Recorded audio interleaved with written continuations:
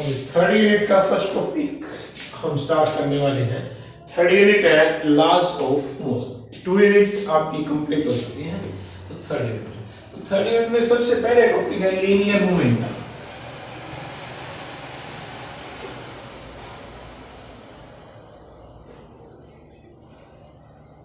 Linear momentum क्या होता है? This is product of mass and velocity.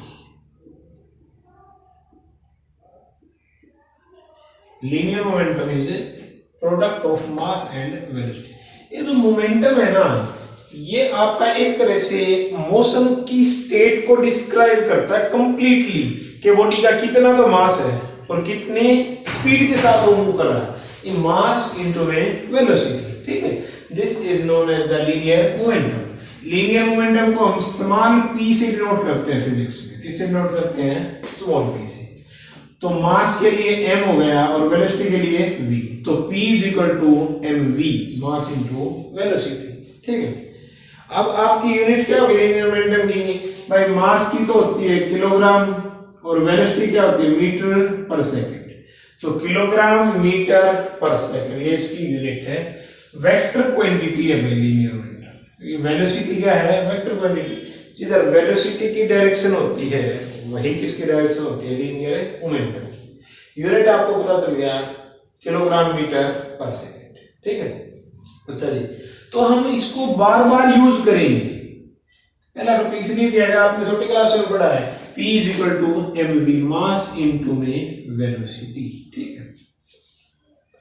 तो ये लीनियर मोमेंटम है। ग्राफ बनाओगे आप, ग्राफ भी बना के बुक में आप देख लेना।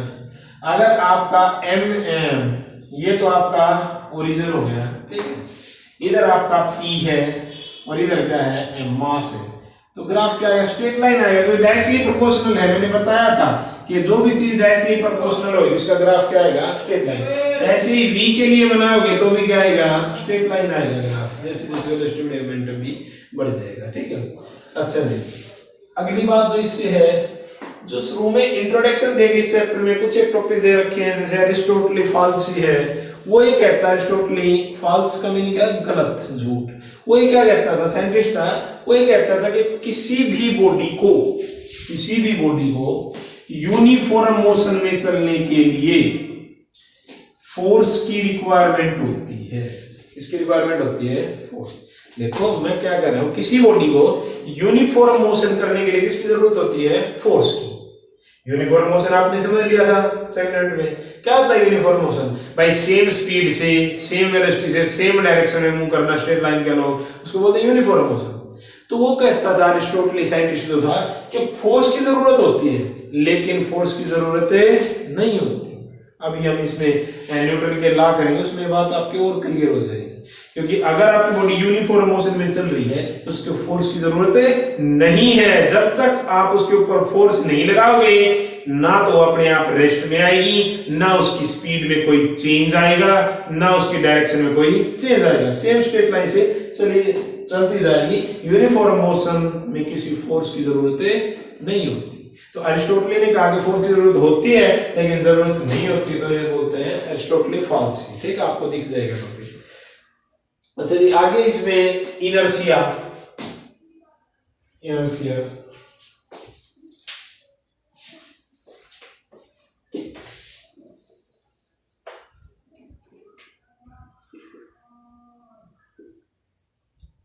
क्या होता है? इनर्शिया का हिंदी मीनिंग होता है जी जड़त्व, है ना। जड़त्व जड़ क्या होती है भाई? पेड़ का नीचे वाला पार्ट्स जो जमीन के अंदर गड़ा हुआ होता है मिट्टी में, जो कभी भी हिलता डुलता नहीं, उसको आप क्या बोलते हैं? जड़ से जड़ता होना है। तो इनर्शिया यही चीज है कि सभी बॉडी अपने आप में जड़ ही तो है। सभी बॉडी अपने आप में क्या है? जड़। भाई ये मार्कर है, मैं इसको एक जगह रख दूं तो जब तक इसके ऊपर फोर्स नहीं लगेगी तो क्या अपनी पोजीशन अपने आप चेंज कर लेगा? क्या कभी भी नहीं करेगा ना। नहीं करेगा तो जड़ में और इसमें फर्क क्या है? ये भी एक तरह से जड़ ही तो है। मेरी बात समझे कि नहीं? जड़ भी अपने आप नहीं डुल सकती, ये भी अपने, ये क्या कोई भी बॉडी जब तक आप फोर्स नहीं लगाओगे कोई भी बॉडी अपनी पोजीशन किसी भी तरह का चेंज नहीं लेके आएगी। और बॉडी की ये चेंज ना लेके आने वाली प्रॉपर्टी है, इसको क्या बोलते हैं? उसका इनर्शिया। क्या बोलते हैं? उसका जड़त्व। हर एक बॉडी जड़ के बराबर ही क्यों है? जब तक आप एक्सटर्नल फोर्स नहीं लगाओगे किसी की स्टेट में कोई भी चेंज आने वाला नहीं है। बॉडी रेस्ट में है, रेस्ट में ही रहेगी, मोशन में है तो यूनिफॉर्म मोशन में ही रहेगी जब तक आप उसके ऊपर फोर्स से अप्लाई नहीं कर दोगे, एक्सटर्नल फोर्स जब तक नहीं लगाओगे उसकी स्टेट में कोई चेंज नहीं आएगा। और ये सभी बॉडी की प्रॉपर्टी इसको बोलते हैं इनर्शिया। तो इनर्शिया डेफिनेशन क्या लिखोगे? Inertia is inherent property. Inherent का मीनिंग क्या होता है? जन्मजात, जन्म से। Inherent property of body by virtue of all the body oppose any change in the position of itself. अपनी पोजीशन को किसी भी तरीके के चेंज लगा करती है, अपोज करती है, रोकती है, उसको बोलते हैं इनर्शिया। अब इनर्शिया तीन तरह का होता है। सबसे पहले inertia of rest. Inertia of rest क्या होता है? इनर्शिया ऑफ रेस्ट समझ गए आप? कि कोई बॉडी रेस्ट में है तो रेस्ट में ही रहेगी जब तक उसके ऊपर फोर्स एक्शनल नहीं लगेगी, वो रेस्ट में ही रहना चाहिए। इसका एग्जांपल क्या है? इसका एग्जांपल मान लिया हम बस में बैठे हैं, रेस्ट में है, बस भी रेस्ट में है। ड्राइवर ने अचानक बस को आगे की तरफ चला दिया, जैसे ही बस आगे की तरफ चलेगी हम पीछे की तरफ गिर जाएंगे, ऐसे गिर जाएंगे ना। वो क्या? Inertia of rest. क्यों? हमारी बॉडी रेस्ट में है तो बस तो एकदम से मोशन में आ गई और बॉडी भी एकदम से मोशन में आने में टाइम लगेगा, है ना। रेस्ट में तो रेस्ट में ही रहना चाहिए और बस एकदम से आगे चल जाएगी तो हम पीछे की तरफ गिर जाते हैं। और भी इसके एग्जांपल है, बहुत सारे बुक में आप पढ़ लेना। दूसरा है इनर्शिया ऑफ ए मोशन। ये भी आप समझ गए होंगे कि कोई बॉडी यूनिफॉर्म मोशन में है तो मोशन में ही रहना चाहिए, अपनी पोजीशन में चेंज लगा करेगी, अपोज। इसका एग्जांपल भी आप बस से ही समझ सकते हो। हम बस में ट्रेवल कर रहे हैं, हम सीट पे बैठे हैं या खड़े हैं, बस चल रही है कोई कांस्टेंट स्पीड से। बस वाले ने अगर एकदम ब्रेक लगा दिए तो क्या होगा? आप आगे की तरफ गिर जाओगे ऐसे, है ना। क्यों? आपकी बॉडी मोशन में है, बस भी मोशन में है। ब्रेक अप्लाई करने से फोर्स लगी तो बस रेस्ट में आ गई। आपकी बॉडी रेस्ट में आना नहीं चाहती है, मोशन में ही आना चाहती है, रहना चाहती है, इसलिए आप आगे गिर जाते हो। थर्ड है इनर्शिया ऑफ डायरेक्शन। ये क्या है भाई? कि कोई भी बॉडी अपने आप डायरेक्शन चेंज नहीं करेगी, डायरेक्शन चेंज होने का क्या करेगी? अपोज करेगी। इसको क्या बोलते हैं? Inertia of A direction. For example आपको तो पता है कि सर्कुलर मोशन की वेलोसिटी कैसे देते हैं? टेंजेंट ड्रा करके, है ना। कैसे देते हैं? इस पॉइंट पे नहीं, वैसे टेंजेंट याद नहीं है, याद नहीं है तो ऐसे।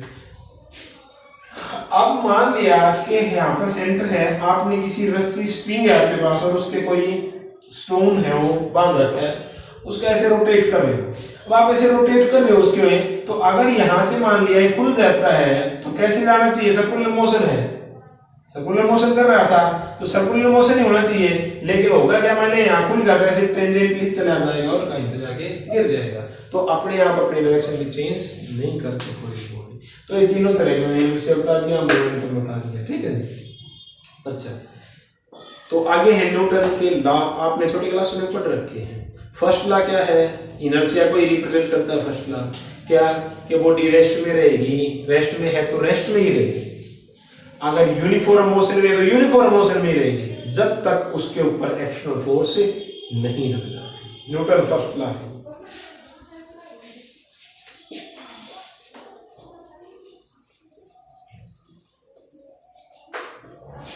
According to Newton first law,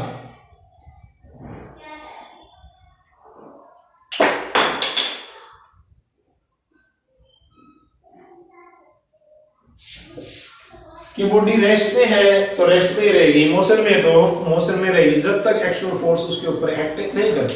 according to Newton first law, a body in rest remain in the rest continuously and a body in motion remains in the motion continuously unless external force acted upon it.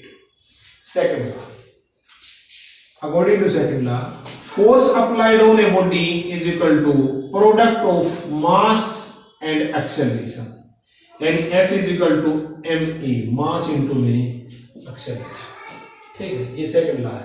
किसी body के ऊपर force कितनी लगेगी, जितना उसका मास और जितना उस फोर्स ने एक्सेलरेशन प्रोड्यूस किया है उन दोनों की मल्टीप्लाई कर दो, आपके पास क्या आ जाएगी, फोर्स। अब दूसरे तरीके से ये भी कह सकते हो, according Newton second law, force applied on a body is equal to rate of change of momentum. भाई आपने अभी अभी देखा था linear momentum p, mass into velocity, p क्या था, mv। तो सेकंड लॉ ये भी कहता है कि फोर्स किसी बॉडी पे अप्लाई कर रहे हो किसके बराबर होती है, जितना उसके मोमेंटम में क्या है, change in momentum divide by time taken, rate of change of momentum with respect to time, rate of change of momentum with respect to time.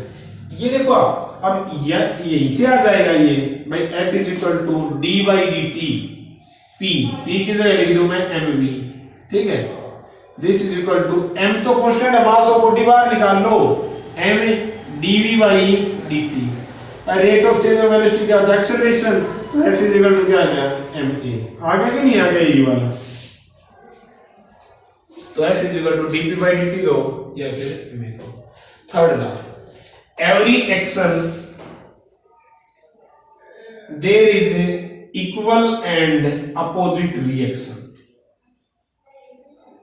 अगर एक्शन है, कहीं फोर्स लग रही है, उसका इक्वल और अपोजिट क्या होता है, रिएक्शन। मान लिया आपकी बुक से टेबल के ऊपर रखी है, अब बुक का जो वेट है वो नीचे एक्ट कर रहा है, टेबल के ऊपर नीचे की तरफ फोर्स लगा रहा है, लेकिन टेबल उतनी फोर्स कहां लगाए हुए है, ऊपर की तरफ।